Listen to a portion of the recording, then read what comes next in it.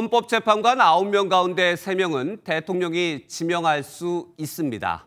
그렇다면 대통령 권한 대행도 지명할 수 있을까요?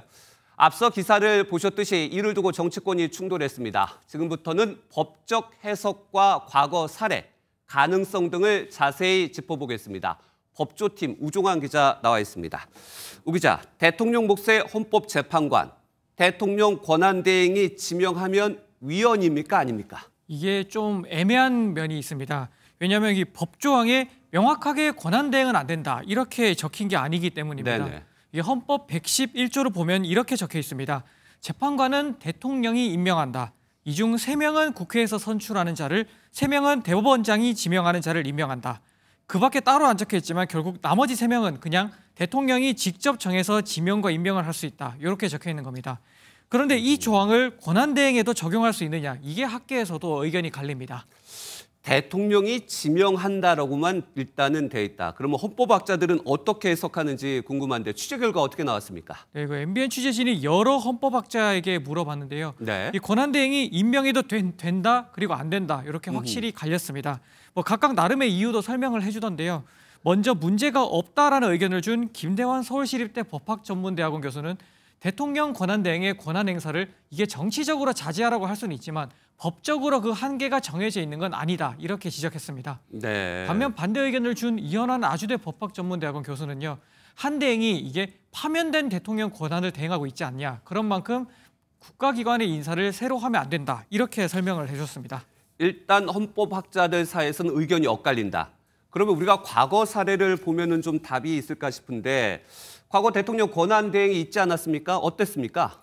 그렇습니다. 현행 헌법이 시작된 이래 한 대행 이전에 대통령 권한 대행은 노무현 대통령 직무정지 당시의 고건 대행, 그리고 박근혜 대통령 직무정지 당시에 황교안 대행, 이 두 사람밖에 없었습니다. 네. 그런데 이 두 사람이 모두 대통령 몫의 재판관을 지명한 적은 없었습니다.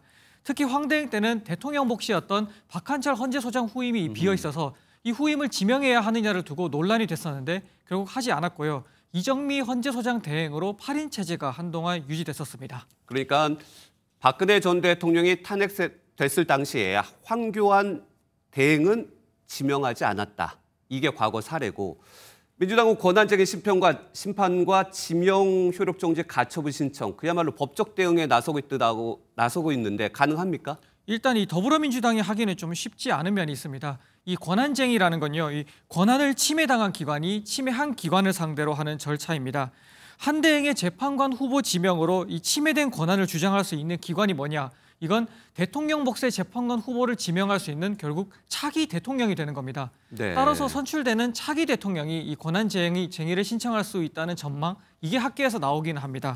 다만 더불어민주당이든 차기 대통령이든 과연 권한쟁의를 할 수 있느냐 없느냐 이걸 판단하는 건 결국 헌재의 몫이 되겠습니다. 그리고 또 민주당이 이렇게 강하게 반대하는 이유, 이완규 법제처장에 대한 인물 평가 때문도 나오지 않을까요? 어떻습니까? 네, 맞습니다. 이완규 법제처장은 윤석열 전 대통령과 대학 시절부터 친분이 있었던 걸로 많이 알려져 있습니다. 윤 전 대통령이 이 검찰총장 시절 정직 취소 소송을 할 때는 대리인을 맡기도 했었고 또 대선 기간에는 윤 전 대통령 캠프와 인수위에도 관여했었습니다. 지난해 12월에 비상계엄 선포 다음 날이죠. 삼청동 안가회동 멤버였던 걸로도 밝혀져서 이 계엄에 관여한 게 아니냐 이런 의혹이 나온 바도 있습니다. 네, 한 명 더 함상훈 부정판도 팔수 윤석열 대통령도 구수를 했는데 상당히 가까운 걸로 알아요. 그날 안가에 가셨잖아요. 그렇습니다. 저녁 먹자고 연락이 왔길래 저 가서 저녁을 먹으러 갔고 가서 얘기를 들어보니까 다 아는 게 없어요. 그러니까 무슨 다들 제가 말씀드렸습니까? 한숨만 쉬다 왔다고요. 네, 이 처장은 22년 전이죠. 노무현 당시 대통령이 주관한 이 검사와의 대화에 참석해서 또 당시 대통령과 토론을 벌이기도 했던 인물이기도 합니다. 네, 그렇다면 함상훈 부장판사 잘 알려지지 않고 있는데 어떤 인물입니까? 네, 함상훈 서울고법 부장판사는 현 정부 지명인 만큼 중도 보수 성향으로 평가를 받고 있습니다. 지난 2020년이죠. 이른바 드루킹 여론조작 사건으로 기소된 김경수 전 경남지사의 2심을 맡아서 징역 2년을 선고한 이력이 있습니다. 네, 그렇다면 좀 절차도 알아볼까요? 두 후보 인사청문회를 거쳐야 하는데 만약에 국회가 동의하지 않으면 어떻게 됩니까? 예, 현행법상 국회는 앞으로 20일 이내에 인사청문회를 하고 청문 경과 보고서를 채택을 해야 합니다. 국회가 이 20일 동안에 하지 않는다? 그러면 대통령이 추가로 열흘 이내에 보고서를 보내달라고 요청할 수가 있고 이 역시 따르면 결국 두 후보자를 대통령이 국회 동의 없이 임명할 수 있도록 규정돼 있습니다. 이 규정을 한대행 역시 따를 걸로 보입니다. 네, 잘 들었습니다. 법조팀 우종한 기자였습니다.